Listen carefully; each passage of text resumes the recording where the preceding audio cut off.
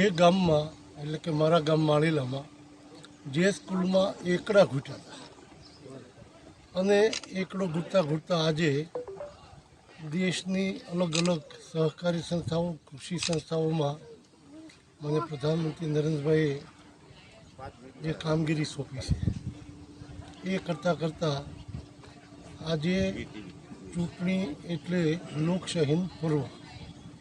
એ પર્વની ઉજવણી દરેક નાગરિકોએ પોતાનું મતદાન કરીને ફરજ બજાવી.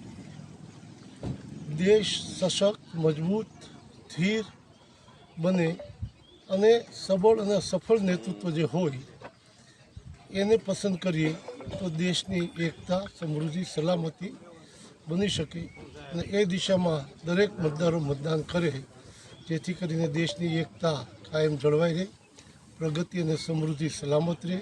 અને એના માટે આજે માળેલા ગામના બહેનો ભાઈઓ સાથે ઉમંગ ઉત્સાહ સાથે આજે અમે સૌએ મતદાન કર્યું છે.